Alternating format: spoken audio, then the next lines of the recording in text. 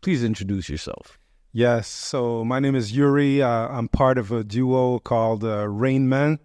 It's well known in the hip-hop scene in Montreal. I'm also the founder of the HitStory platform and also third project manager. No, I've known you for a while and we've worked on several projects together. But me, honestly, growing up, I think I was in high school when I heard, your music group, Rainmen, and I do think I had one of the albums somewhere. I think it was a tape. So before we jump into all the innovation and all the things that we want to talk about, content creation and unified reality, because that is what we do on this show. So on this show, we connect the digital to the physical and the physical back to the digital. How? By making the digital better because of the physical and making the physical better because of the digital, right? It might sound complicated, but it's not. It's really easy. We want to combine both of these together. So unified reality. IRL plus URL equals UR. All right. So in the first segment of this show, we're going to jump into the beginnings, right? So your musical beginning, Rainman. I want to know about your early influences. Yeah, so I shouldn't start about talking influences without naming Wu-Tang, of course. Like, Wu-Tang for us is the ultimate influence. And then after that, you can talk about Mobb Deep, Nas, like CNN. So we have the same influences then. For sure. So, okay, Wu-Tang, Nas, well, NYC basically. Yeah, East Coast. So you weren't into West Coast too much? Just a little bit. Of course, Snoop Dogg, like when he released that album, Doggy Style, and also with Dr. Dre, The Chronic. That was something that grabbed our attention, but a lot less than what came out after from the East. We're going off subject, but not really. It's part of our culture and who we are. We love hip hop. So to me, it's more like New York was grimy and LA was gangsta. You know what I'm saying? Yeah. All right. Well, how did it happen? How did it all happen? Like, you guys were young. How old were you when you actually started Rainman? So it was back in 95, so we were about 16 and 15 years old. So me and Ultra, like, we just met in an underground show. We were both in separate groups. So it was just a basic talent show happening. There was a lot like these happening around that time. So we met, there was a connection just by speaking together. And he asked me if I was making beats. I said, yeah. And we could work together. And the day after, we just performed on a show together. And it was a rainy day, but heavy rainy day. So we just came up with that song, and it was based on After Sunshine Comes the Rain. It was all made organically, naturally. So that's crazy. Yeah, that was our slogan, basically. After sunshine comes the rain, and the name came after that. Rainman. Exactly. That's pretty. I didn't know that, man. Yeah, it's good. And going back to, let's say you guys were 15 and 16, man, that's crazy. And you guys got a record deal. True. And am I wrong that you guys made the album in French and English? Tell us a bit more about the record deal in English and French. Yeah. And back then, I think it wasn't like it is today. Now there's people our age that have record labels, but back then it was totally different. Yeah, true. For you guys to get a record deal must have been hard, right? So tell us about how you went with the record deal and what was behind doing the album in French and in English. Yeah, so when we started, because of all our influences, even though we were French-speaking, basically, we were rapping in English. So when we had that first record deal proposition, and first of all, before getting into that, that was at a video shoot of Dubmatic, that we were just des figurants. You said it in French and I forgot it now. But shout out to Dubmatic. You guys actually put some sort of dot on the Montreal map. True. But, so you guys were we were part there. Of that yeah, video exactly. clip. So we're there, and we can see the scene where Ultra is about to mess up one of Dubmatic's guys. So We were there, and then we just gave our demo to Vincent Aigret. 6 months later, he called us back and said he has that opportunity. But the opportunity was to release an album in both French and English. And at that time, because we were mostly rapping in English, but we were starting experiencing also verses in French. So it was okay for us. We accepted the proposal, and we came up with those 2 albums. But we had to change names. Even though our slogan was After Sunshine Comes the Rain, the name was Wretched Prophets at that time. In English, right? In English. Oh, that's good. I remember this. So Rainmen was okay to use as a transition to do both languages because the pronunciation in French was still okay. Rainmen, right? True. Yeah. True. So we did that, and we released an album simultaneously in both French and English. I think that was the first time and maybe one of the only times that was made because we were going in studio, recorded both verses in French and English, and released that after that. I don't recollect anyone actually doing that. Not from here, that's for sure. For Canada. Well, maybe I'm wrong. You comment, you correct me if I'm wrong. But that's to me, it's a huge achievement at 15 and 16, you know, to have a not a double album, but an album in English and French, and for it to be distributed in the stores with a single. Then you guys went on tour, and, you know, a bunch of opportunities later. Obviously, the market in Montreal is not as big, and France wasn't as attentive to us back then. Even now, you know, if there wasn't no internet, I don't think France would ever pay attention to Montreal's French rappers. I don't know. Maybe I'm wrong.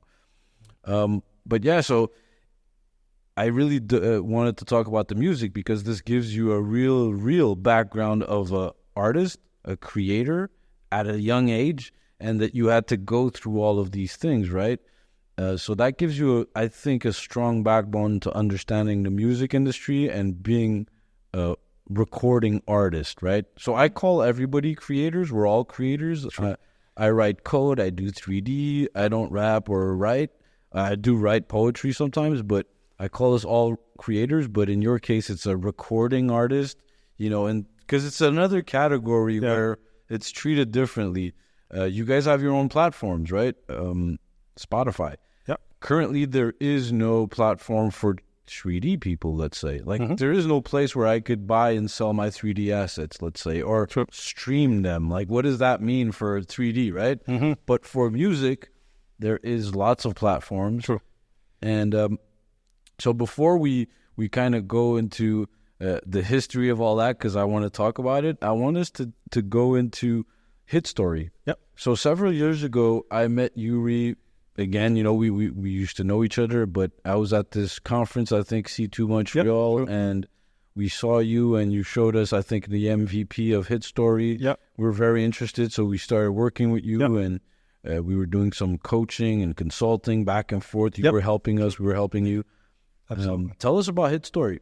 Yes. So I think it's important to put that emphasis on the fact that I've received a lot of knowledge from you guys, and I think there's an alignment also in the mission in terms of similarity.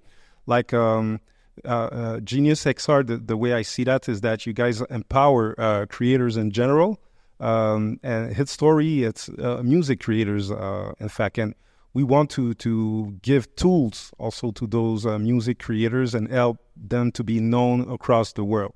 So there's a lot of learning that I did from you guys, and I'm very thankful for that also. Thank you. So at that time, I shared what was my vision on that. So it was about doing some matchmaking with beatmakers and vocalists or rappers, we could say. And to have the public doing those matches and me producing those matches. So let's say that you would download an app and match an artist that you know with another one. And then after that, have a song produced from that. So that was the principle that I applied. It's really, I love the concept.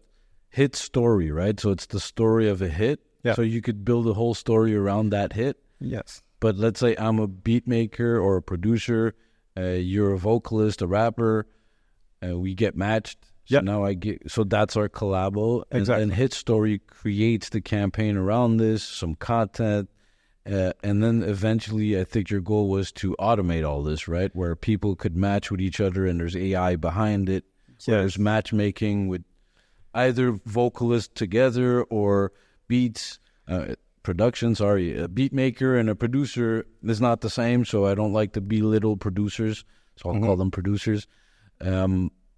Okay, so and how did that work out? So I know we did several things. We even did during COVID, like concepts where we filmed, Rainmen versus SP with different campaigns. Yeah. How did all of it, where are you now? How did this, what was the evolution? Yes, so we made about 8 seasons like that. So about 8 songs were produced, and every season there was a different twist to it. Sometimes we did a reality show where we reassembled EDM artists with also rappers, and we filmed them working together and building a new song.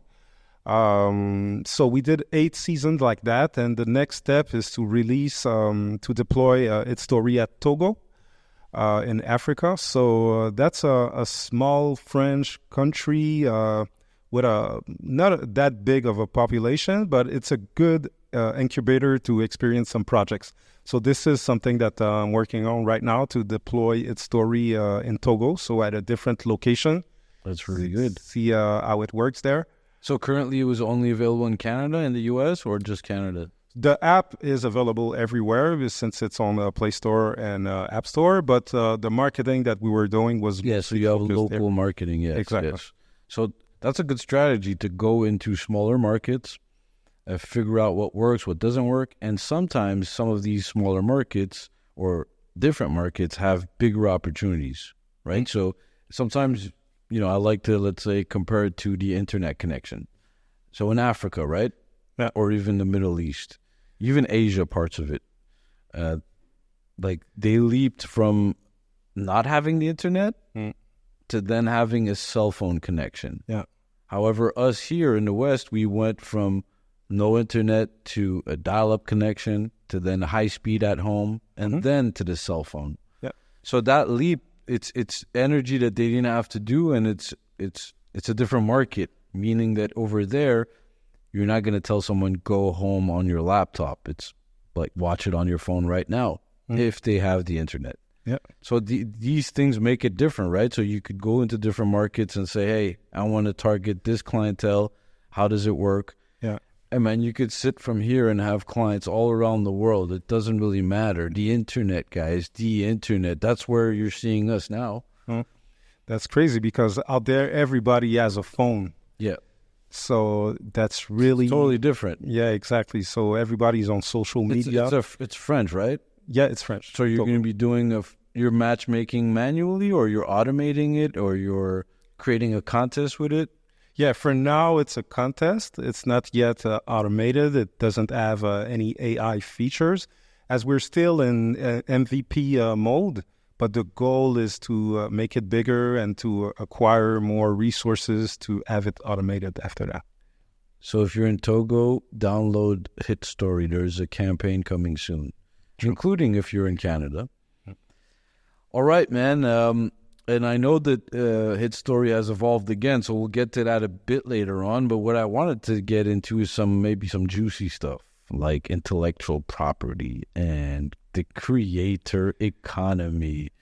Now, to all you creators out there, I like Youri said before, our goal is to empower all the creators that exist today and the creators of tomorrow.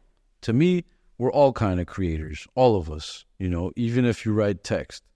But we could separate it somehow and say there's the creator that doesn't consider themselves creators. Example, if you take a picture of your food and post it, you might not see yourself as a creator. But someone that does it professionally every day to promote restaurants, they see themselves as a creator. Our goal is to do what? By unifying both of these realities, which is the digital world and the physical world, by doing this, we want to make both better, and we want to empower creators. So in the case of Youri and music, it's about how do you empower an artist that has a song? Like the first thing that comes to mind is intellectual property, but there's so much more. Mm-hmm. All right, so what does it mean to navigate IP into music, right? Like, how do you manage intellectual property issues, especially when it becomes digital, right? So you've been through it. Yeah. I think a beautiful thing right now happening is that new artists, they have been raised with technology. So it's really part of their, their DNA. their DNA. And they're also have an entrepreneur mind state that they're applying. So it's really something that a lot of people I'm talking with, that I see that they see value in ownership, also in owning their masters. They see like a potential of like making money from and living from it. So it's a different mindset that like OGs could have back then. So they see also the power of the technology, and also understanding their audience and making moves based on that. So when dealing after that with like a professional record label, without necessarily putting these words on the discussion, still there's an ownership topic in the discussions. So they develop their own selves, they have their audience, they have their branding, and after that they're able to negotiate also with professional record labels and majors. So I think it's a very nice thing that is happening right now, but still there's an opportunity to educate them, I believe. That's really interesting what you're saying. So what I understood is that a lot of the artists are data-driven, right? So Yep. A lot of the decisions are being data-driven. That obviously includes the corporations, the music labels, and the distributors, and even the live showcases like Live Nation. Everybody's looking at data. Now, to what extent is the data flawed, right? So that's one thing that we could have a whole episode on. We won't open that up right now. You'll come back for that. Like, how real is the data, especially in the music industry, right? Like, is there really 1 million views, or did they purchase views? And if they did, is it okay or it's not? Maybe it is okay, right? But I would see it as if you had a demo tape that you would say to the label, I gave out 10,000 demo tapes to radios, but you didn't actually, right? Mm-hmm. So if you did give out those 10,000 demo tapes, some of the radios would end up playing you. All right, so IP though, like IP is so vast in what it means, intellectual property, right? Something that your intellect has made. And how do we fight against this? Most lawyers will tell you, you need to trademark your idea, you need to patent this, you need to register that. From my experience, most of the big tech companies don't do it. Mm-hmm. I haven't done it a lot of times too. Yeah, we'll patent or we'll trademark, let's say we'll TM a name. Yep. But the concept of what the software is, well, it beats the purpose. If I go and patent it, now everybody knows what it is. And it's not, we've seen good softwares not function, bad softwares function. The products that you use every day are not perfect at all, but you still use them and you pay for them. So is it marketing that drives you to consume it? Most probably. But we won't get into that. So intellectual property, I think, needs an episode on its own. Like, this is so deep, and we could get into generative AI and what does all that mean? Yeah, so it's a lot of stuff there. But trying to connect IP to the creator economy. So you reckon that a lot of artists want ownership? Yeah, true. And what do they call it? They call it ownership, masters? Masters, I would say this is something that is part of their vocabulary. So when you got signed when you were 15 or 16, did you ask for your masters? Did you know about masters? No, man. At that age, we only thought it was about rapping and doing shows. We weren't at all educated like I wish I was. But let's say even if you wanted to, where would you go? Right? Yeah. Library? when you're able to, because at that time, let's say we didn't have any financial resources, so it would have been difficult. But I think we were still in position to negotiate with them. Maybe we gave too much at that time. I would say, like, even if it's not your masters, it could be your copyrights, basically. So, like, there's also the publishing part that you can keep, because those publishing companies, they do not do a lot. Like, they're very passive in terms of doing some placements. And, yeah, they're not actively placing your music. So tell us a bit what publishing is exactly. Yeah. So whenever you have a song and you have your own copyrights, you've written the song or you've made a beat, by default, you're really the owner of those copyrights. But whenever you declare that to the collective companies, like, for example, SOCAN, which is the most known here in Canada, but there are others as well. And in other countries, like, for example, in France, there is SACEM. In the United States, there's BMI, ASCAP. So you're mandating those companies to collect the money that is from radio stations, from movies that reproduce that.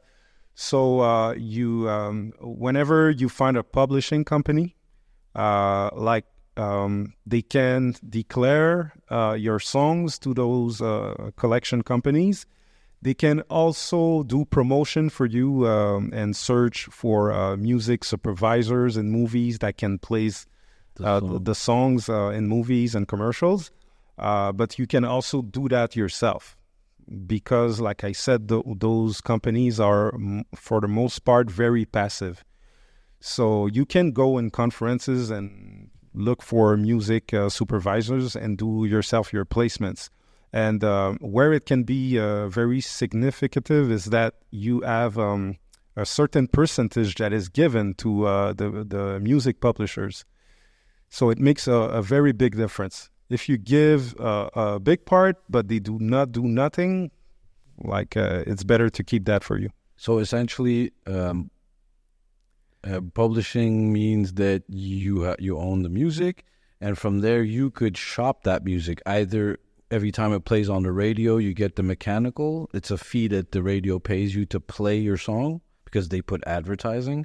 Or let's say it ends up on a TV show or in a movie. From there, you get some royalty fees. But then if you're very famous, you might say, well, no, I cost this much money. Now, you could delegate this to like a SOCAN or a BMI, and they do it for you, but they take a percentage. And like you were saying, they're very passive. So you could end up doing the work, and they just get a piece for just being there. And it's because there's some sort of monopoly. Artists want to be part of that, right? Yes, and I think over longevity, like whenever like you have a song that is released like 10 years ago, this is when it takes more value. So usually it's like that too, right? So let's say, you see an ad today with a hip hop song from 15 years ago or 20 years ago. Is it because it's cheaper to buy that song, or is it because it's like vintage and it's cool to buy that song? I would say because it's vintage. Because there's a lot of music out there, but they make the choice of bringing the nostalgia. So there's really like thinking behind picking an old song.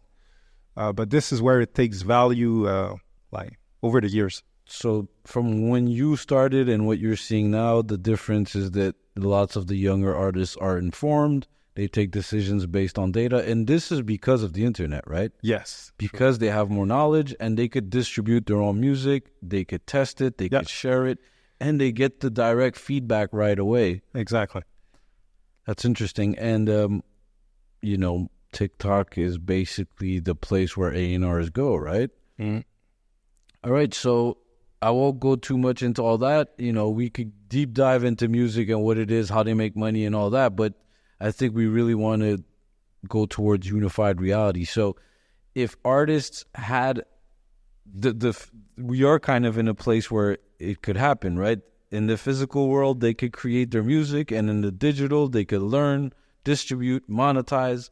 That would be the best situation for artists, right? This is what they really want, is really to get their autonomy be able to run their business, create and commercialize, basically. So if they can reduce the number of middlemen to their business, they would probably do it for sure. And they would need some help. So why is it that we could do it with a YouTuber, right? The YouTuber's at home, he has a camera, he creates, he uploads on YouTube, YouTube puts advertisings, and YouTube pays the creator. Now, Spotify does the same. It's just that they don't pay a lot. Not only they do not pay a lot, but also they have those algorithms from the editorial playlists that nobody has an idea of how they're managed, who's the curators. People do not know. It's really a secret. They have those algorithms that we don't know how they work, based on what are the trends behind them. So meaning that, okay, so I'm a YouTube creator and all that stuff, and I've been, I've built channels for a bunch of brands. Like, we were there when the YouTube Creator Playbook came out, the first version. Is there a Spotify playbook that tells you like what you're supposed to do? And what is it going to say? Like, you need to be commercial. Make a pop song right now. Yeah. So there's you can find some information, but it's still a lot ambiguous. Like, you can find like some kind of tree, a decision tree is, but it's not really like there. You can feel like there's something hidden behind that. Of course, there's still editorial decisions that is very so. And who is that editor, right? And we don't know. Yeah. And then why are they taking these decisions? But, well, we all know that Spotify is owned a lot by Universal, of course. So it plays a big part. Of course, shareholders dictate what the company's going to do. So in this case, I've heard this, and we'll do a deep dive on this another time, but I've heard a lot of artists say, hey, Universal basically signs us, and then they throw us on Spotify, and they don't pay us, and they make all the money. And that's what I've heard a lot. I've heard this a lot. And, the Spotify series, if you guys saw it on Netflix, it seems like the guy had a good mission. He wanted to empower artists, right? That was the goal, I think. Sure. And in the episodes, like in the series, he even has his friend. She's an artist, but then she comes and she says, you work for the corporations. Yeah. And what about Spotify signing artists? Do they sign artists directly? Not as far as I know. Okay. Because that would be even worse, right? Yeah. Like, sure. They would say, well, listen, I'll give you shine on the Spotify, but you have to sign over all your rights. Yeah. That would be a very obvious conflict of interest, I'd say. It would distribute artists. I think so. So I'm not going to jump into like hip-hop beefs now. There's a lot of stuff going on. But like that Drake song with Tupac and Snoop, generative AI, right? Yeah. What do you think of generative AI in terms of audio and music? Yeah. So this is something I couldn't imagine at first, that you could take a model from a voice and do whatever you want from it.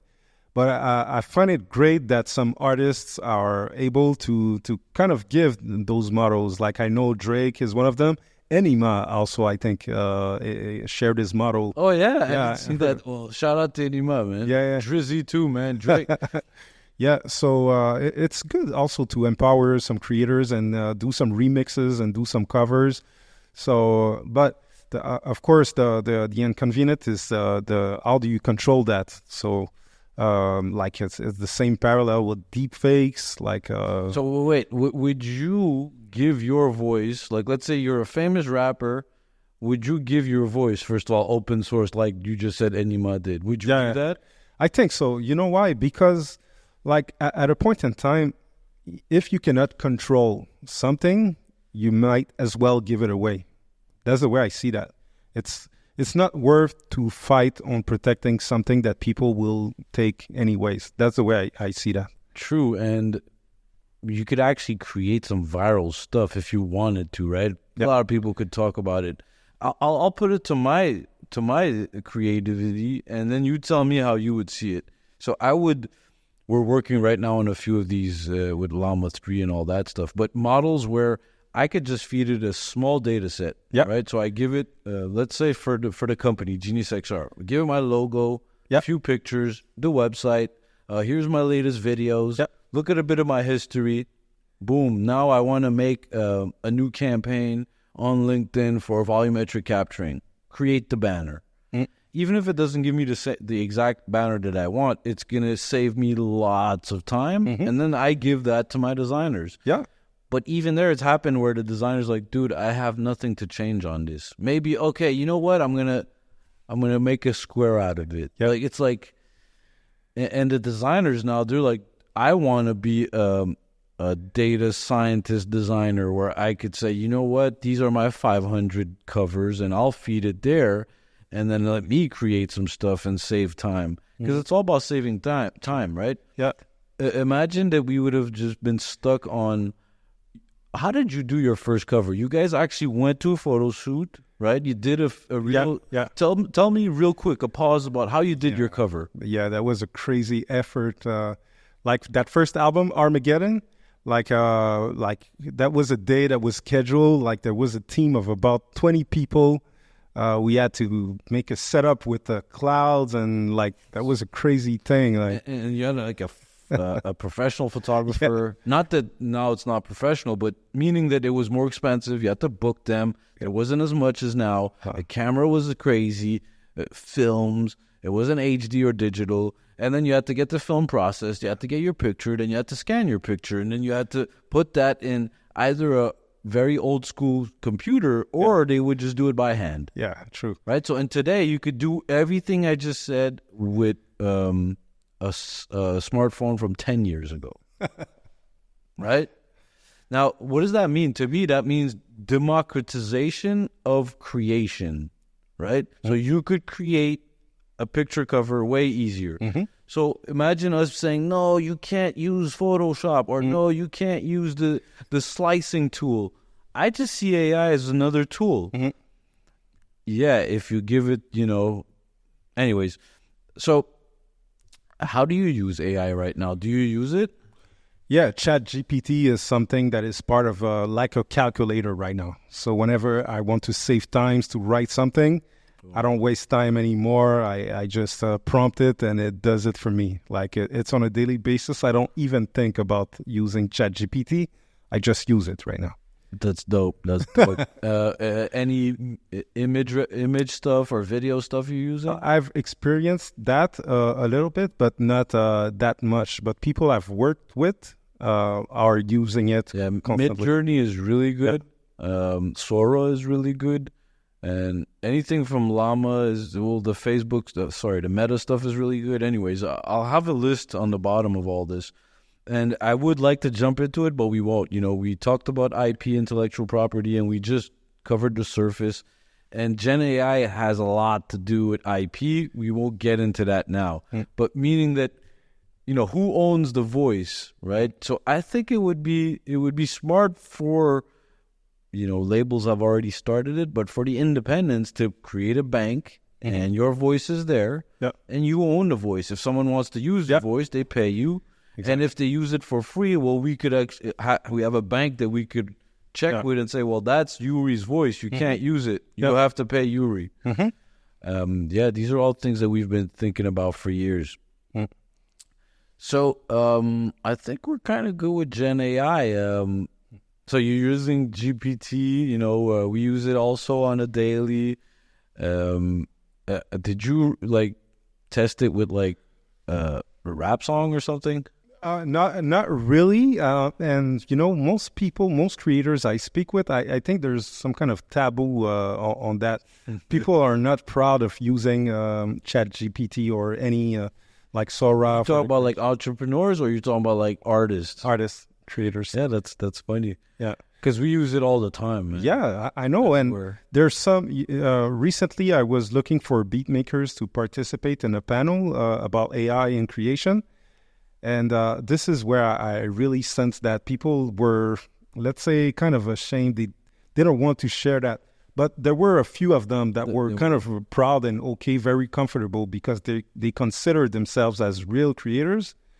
and they see that as a tool to help them create. So they wanted to demystify that. That's good. Yeah. So a few of them were like that, but because it's still new, we could say, it's still taboo, and it will probably change. It will be part of everybody's DNA. I think so too. We're just not going to call it Chat GPT, right? It's just going to be something behind that's going to handle stuff.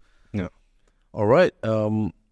Now you're an entrepreneur. Like, you signed when you were 15 or 16. Well, who's 15 and who's 16? Yeah, basically, like, we met at 15 and 16. I was 16, but we signed in 97, so we were about like 18, 17. Okay, cool. Cool.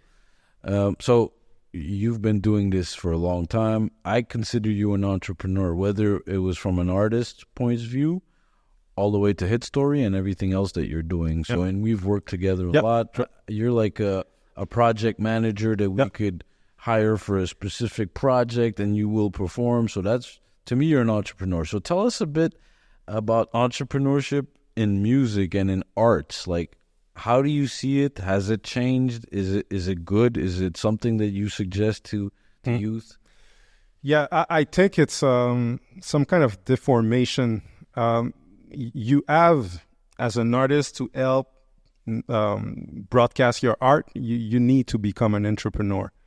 It's a choice that you have to make. And I think that choice is kind of being reduced as we progress right now, because the market is kind of saturated.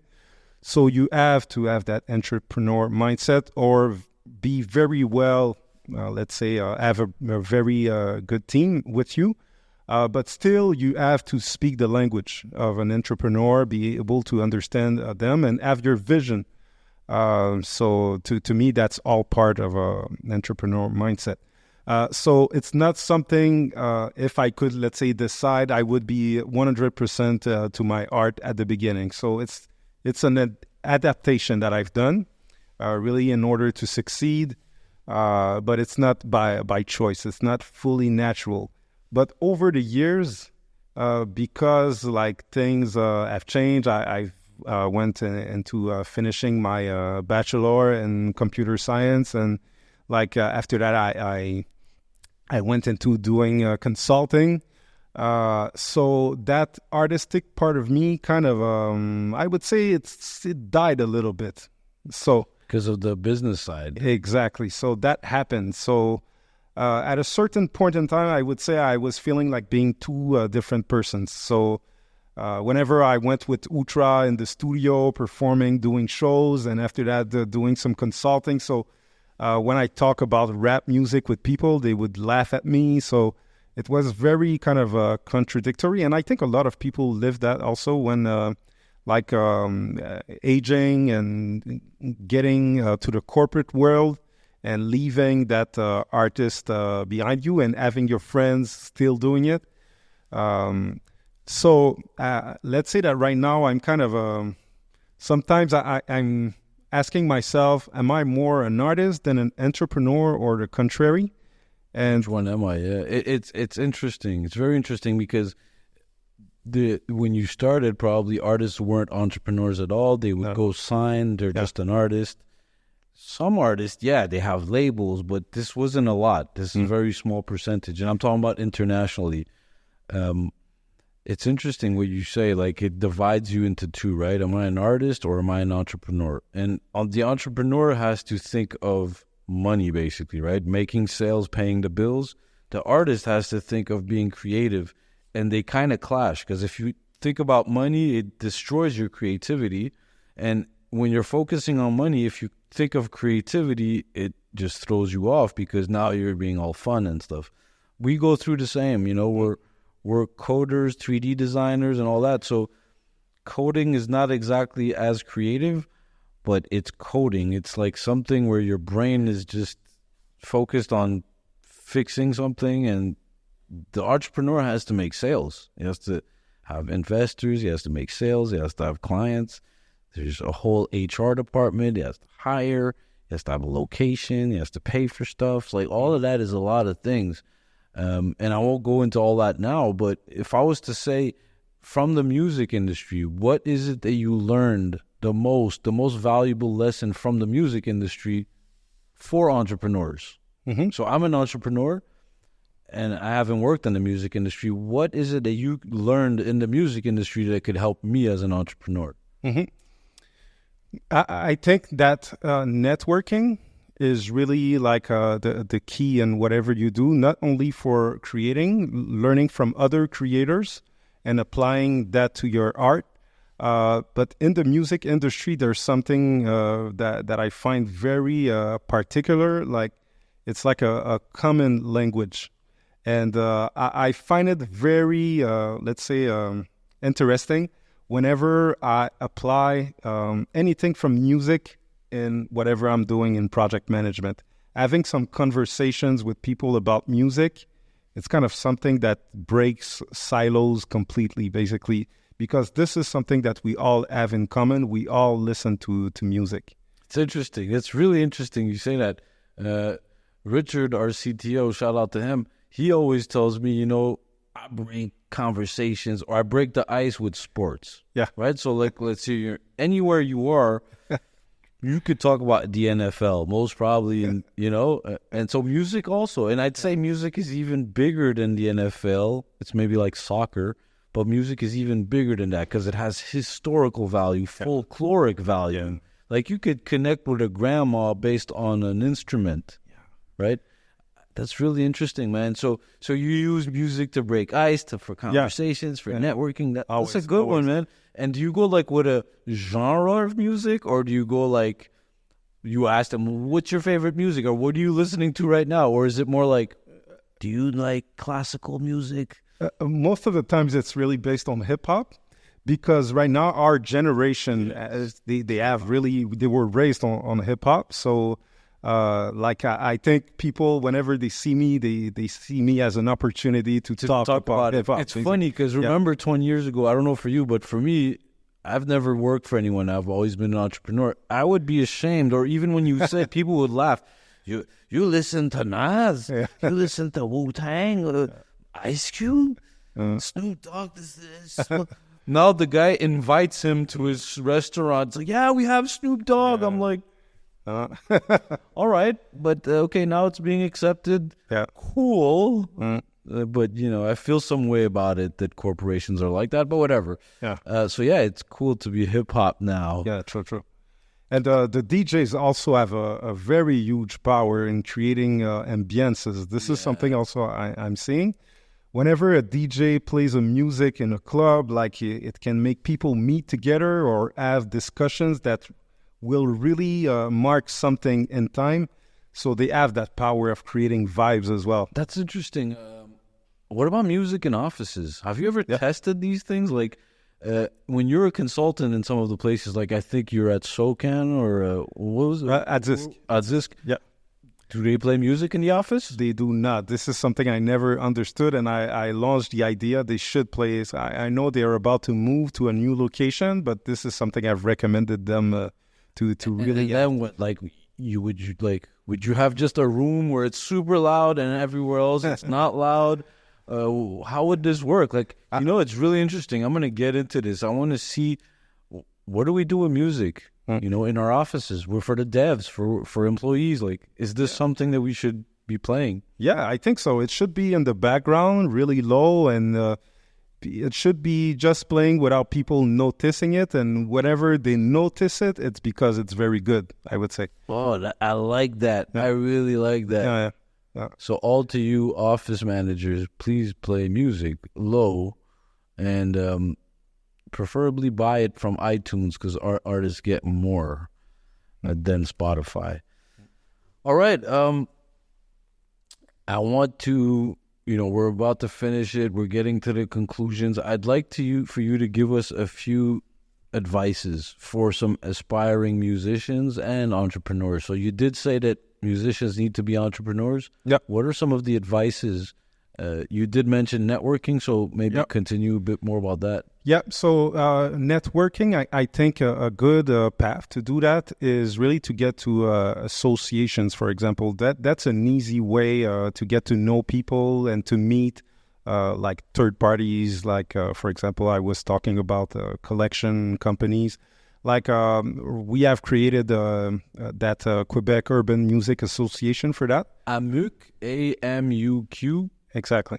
So amuq.org is the website for that, and we do several activities like speed meetings, for example, where you could do a pitch to find a booker to sell really your product. So it's very good for artists, entrepreneurs. So my advice would be to take those opportunities, to believe in yourself first, and after that, talk about yourself, because there is nobody else that will do it better than yourself. Yeah, if you don't do it, no one will. And, it's obviously, if you look at, Taylor Swift and these people, but don't compare yourself to them. They're just a very small percentage. I know a lot of people that are not known like that, and they make a good living with music.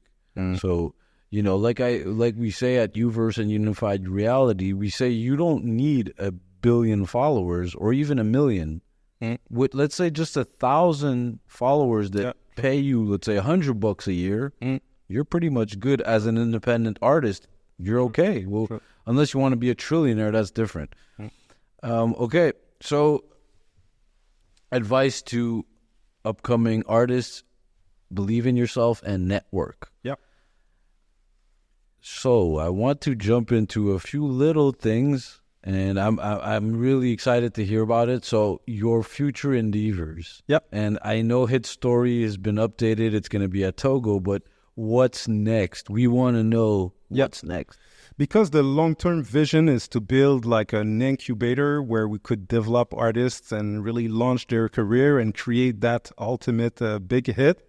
In order to get there, what we want to do is to launch a DJ pool. So after like observations, like in clubs and lounges, whenever you go, it's really rare that you hear local music, basically.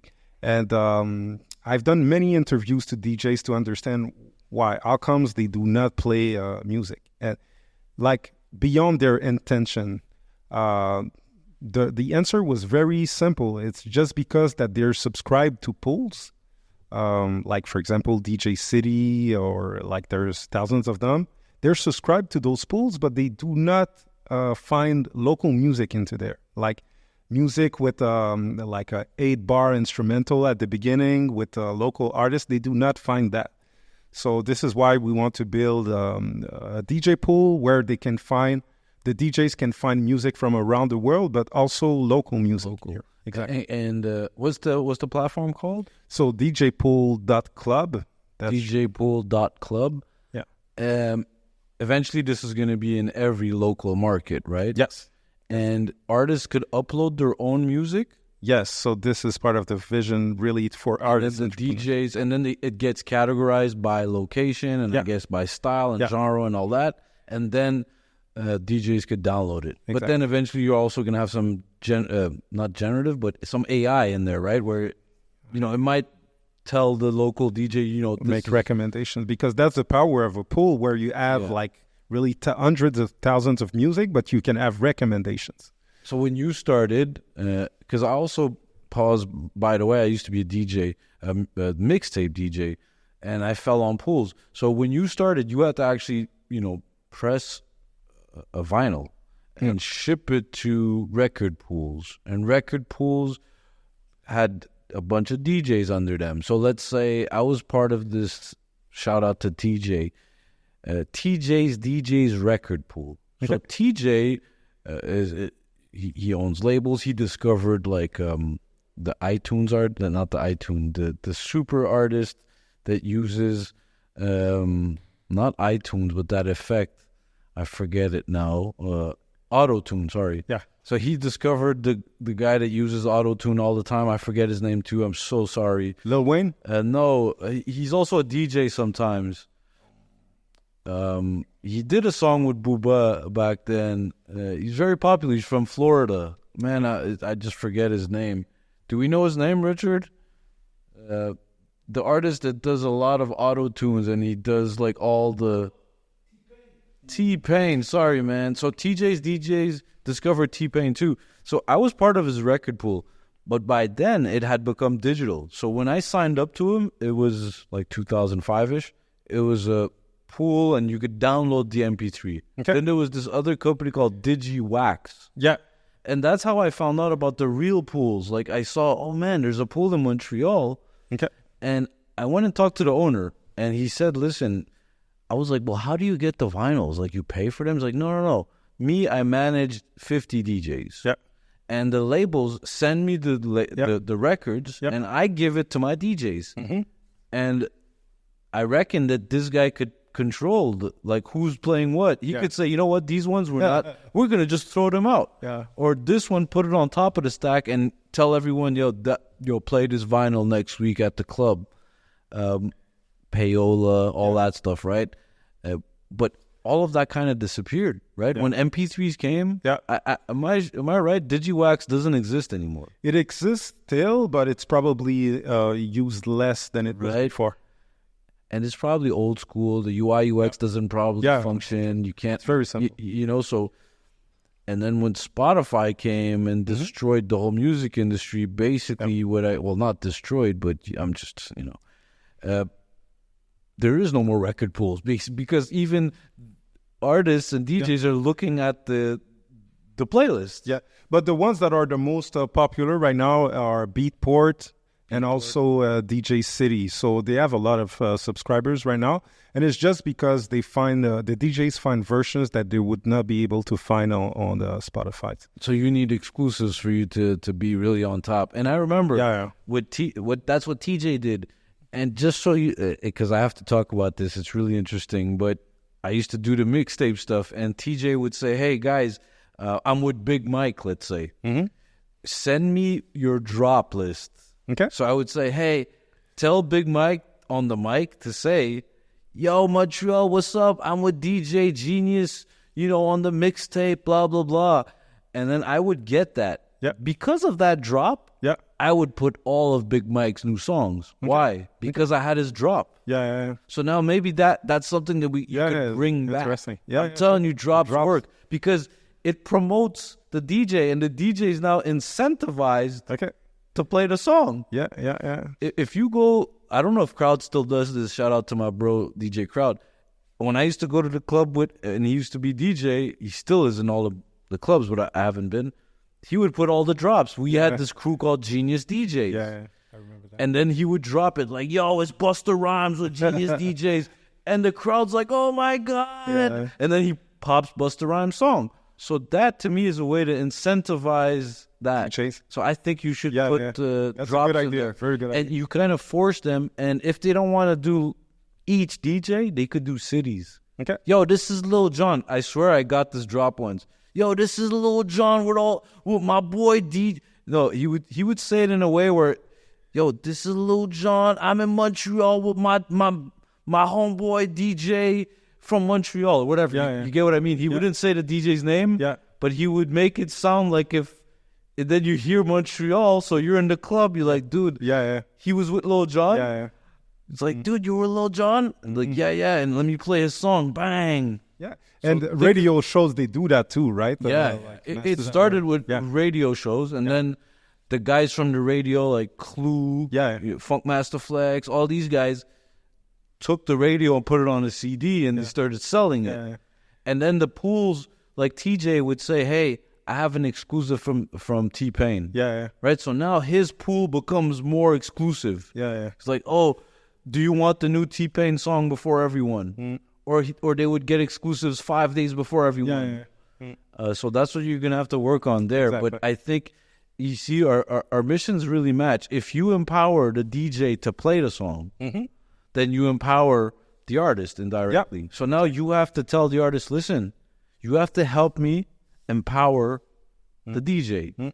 So let's say if they're not that known, they'll do whatever you want. So you say, hey, every time you upload a single, you have to upload these drops and these things. Yeah.